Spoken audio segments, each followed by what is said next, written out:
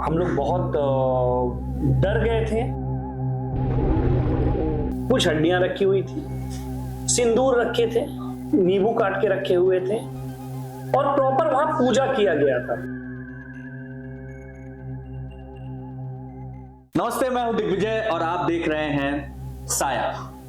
कहानियां बहुत होती हैं, कहानियों के अंदर बहुत सारी कह सकते हैं फैंटेसीज होती हैं, कई बार सच्चाइयां होती हैं। रितेश हमारे साथ मौजूद हैं। कई बार रितेश कुछ ऐसा हो जाता है, हम लोगों की जिंदगी के साथ गुजर जाता है कोई वाकया, जिसके बाद आप लगातार उससे पीछा छुड़ाना चाहें भी तो भी वो वाकया पीछा नहीं छोड़ता है। बिल्कुल, आपके साथ भी कुछ ऐसा हुआ है, हम चाहेंगे कि दर्शकों के साथ शेयर कीजिए। तो दिग्विजय जी, जैसा कि मैंने पहले भी एक एपिसोड में अपने और अपने साथ बीती हुई कई सारे ऐसे इंसिडेंट और चीजों के बारे में बताया, शायद आपके दिमाग में भी आता होगा कि इतनी सारी कहानियां जो भूत या फिर निगेटिव एनर्जी से रिलेटेड है वो मेरे साथ कैसे हुई, क्योंकि लोगों के साथ एक आध घटनाएं होती होंगी। तो जो अभी आपने लाइन बोली ना, वो बिल्कुल सही है कि ये चीजें ऐसी होती है जो एक बार अगर आपके साथ कनेक्ट हो गई तो इतनी आसानी से पीछा नहीं छोड़ती, और फिर घटनाएं ना टुकड़ों में आपके लाइफ में आते रहते हैं, और जब तक पूरी तरह से आप इन चीजों से दूर ना हो जाए। तो मैं इस घटना के बारे में बात करूं, आप इस काला जादू जैसी चीजों को मानते हैं?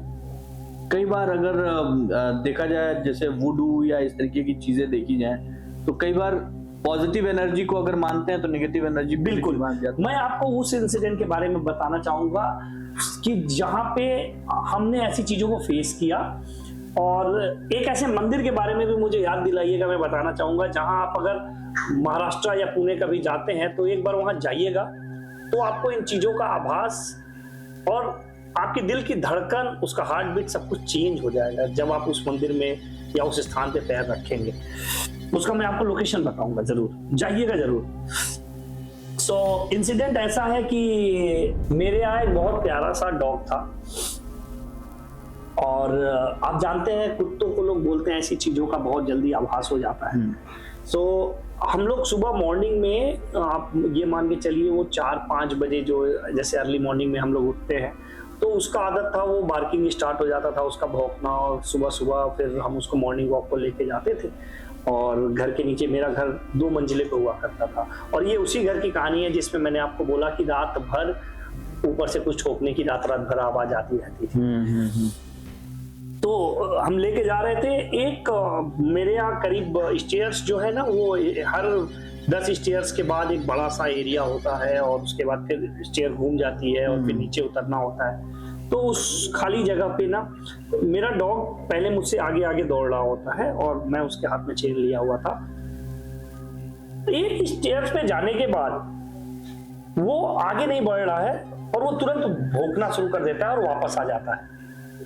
आप समझिए, वो इमेजिन कीजिएगा कि सीढ़ी से, मतलब 7-8 सीढ़ियां उतरने के बाद वो आगे नहीं बढ़ रहा है, वो ऐसे खड़ा हो गया कि जैसे उसको किसी ने पकड़ लिया है, और वो भूखे जा रहा है।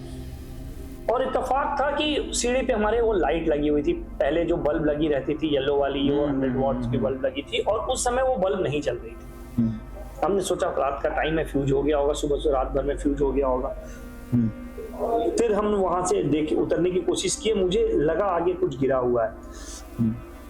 फिर हम लोग टॉर्च लेके आए, और जब जलाया गया और देखा गया, तो आपको पता होगा जानवर हड्डी बहुत मन से खाते हैं। बिलीव कीजिए, कुछ सारी जगहों पे कुछ हड्डियां रखी हुई थी, और अगर वो नॉर्मल सी हड्डी रहती तो मुझे लगता है कि कुत्ते की जो हड्डियां जितने पसंद से करता है, वो जरूर वहां तक जाता और उसे खाता। बट कि वो उससे 2 सीढ़ी पहले से ही डर के वापस आ गया और लगातार बैठ के भूखने लगा। जब लाइट ऑन किया गया तो वहां क्या देखते हैं, वहां कुछ कैंडल जली थी। ये आपके घर के अंदर, मतलब वो यस, घर से आप जब बाहर की तरफ निकलेंगे, जैसे ही निकलते हुए, जो हमारा घर 2nd मंजिल पे था और सिर्फ मेरा इंडिविजुअल हाउस था वहां पे, तो वो मेरे घर की सीढ़ी थी, और कोई आके रात को कैंडल जला के, कुछ हड्डियां रखी हुई थी, सिंदूर रखे थे, नींबू काट के रखे हुए थे, और प्रॉपर वहां पूजा किया गया था। वहां पे प्रॉपर पूजा किया गया था। और आप समझिए वहां जो निगेटिव एनर्जी थी उसकी इतनी ताकत थी कि वो कुत्ता जो हड्डियों को लोग एग्जाम्पल देते हैं कि कुत्ते हड्डियों के पीछे दौड़ते हैं और कुत्ता और हड्डी का खाने नॉनवेज के लिए कितना वो रहते हैं, वो मेरा डॉगी उस सीढ़ी 2 सीढ़ी पहले से ही आगे ही नहीं बढ़ पाया। हम लोगों ने मतलब बहुत सरप्राइज हुए, लाइट किसी ने बल्ब निकाल लिया था, उसके बाद ये सारे पूजा पाठ किया था। हम लोग बहुत डर गए थे और आधे 1 घंटे तो हम लोग उसके डिस्कशन में ही लग गए कि ये किसने किया, क्या हुआ और कैसे हुआ। ये कहाँ की घटना है? ये गोरखपुर की घटना है। गोरखपुर, उत्तर प्रदेश में गोरखपुर। जी। तब तक थोड़ा उजाला हो गया था, तो ठीक है, हमारे फैमिली में ही कुछ लोग ऐसे हैं जो आप जहाँ समझते हैं कि आजकल हम लोग कुछ लोग ऐसे भी होते हैं कि नहीं सब कुछ नहीं होता है, हटाओ फेंको।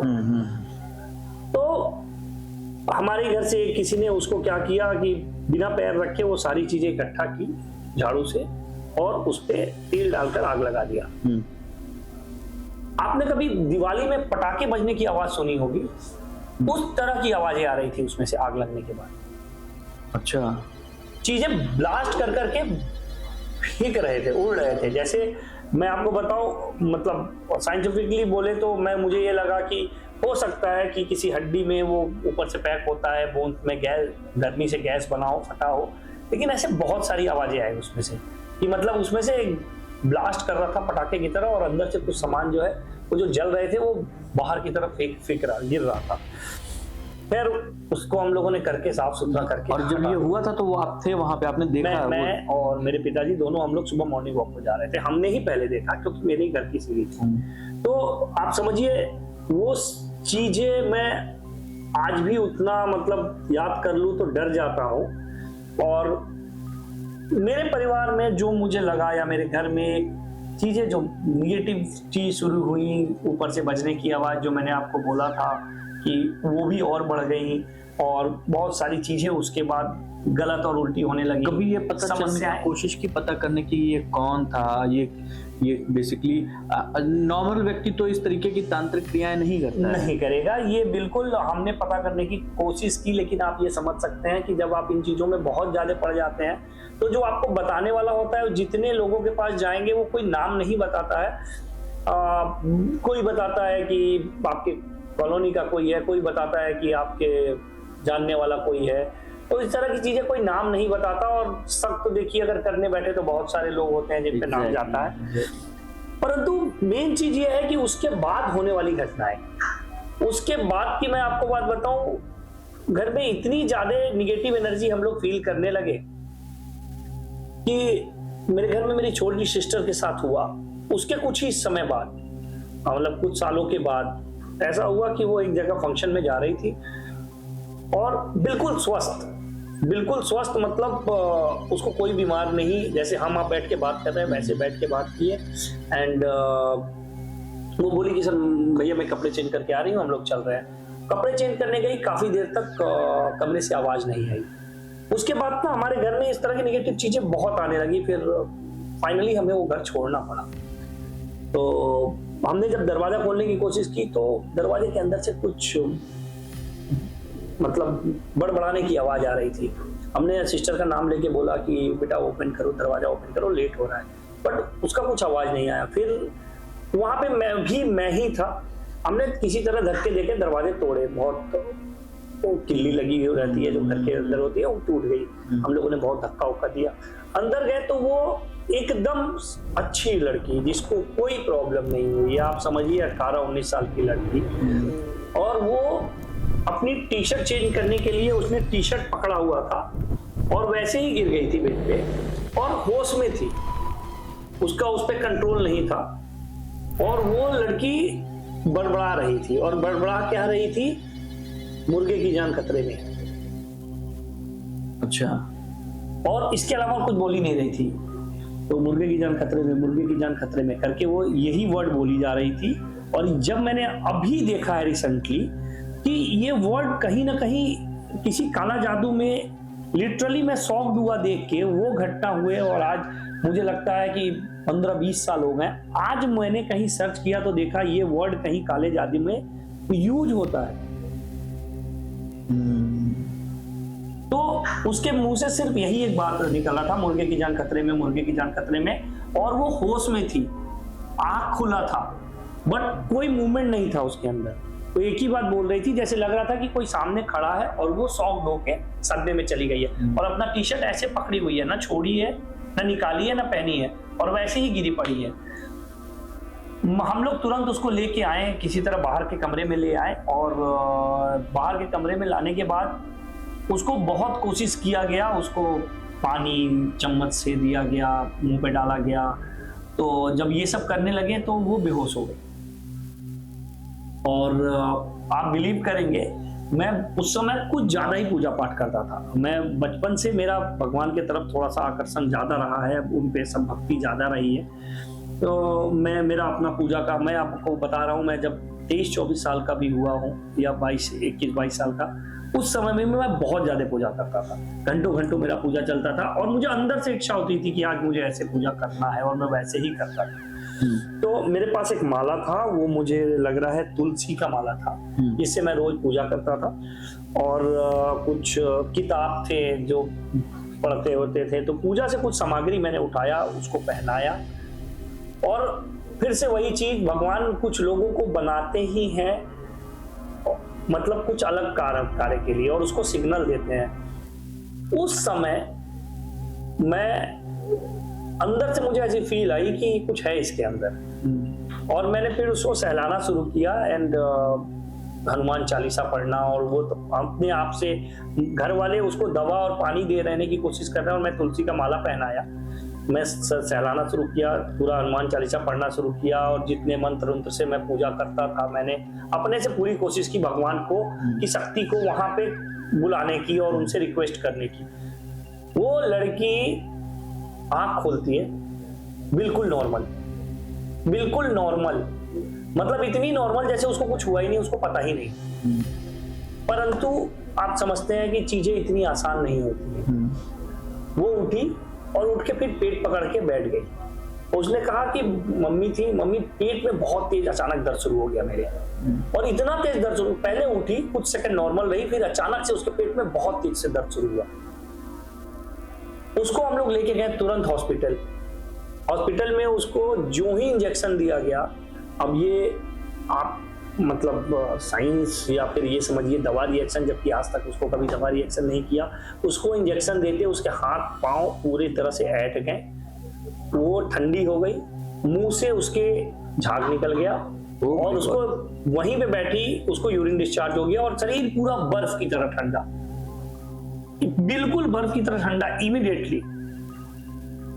फिर उसको हम लोग वैसे ही लेके दूसरे हॉस्पिटल में गए, उसको एडमिट कराया गया।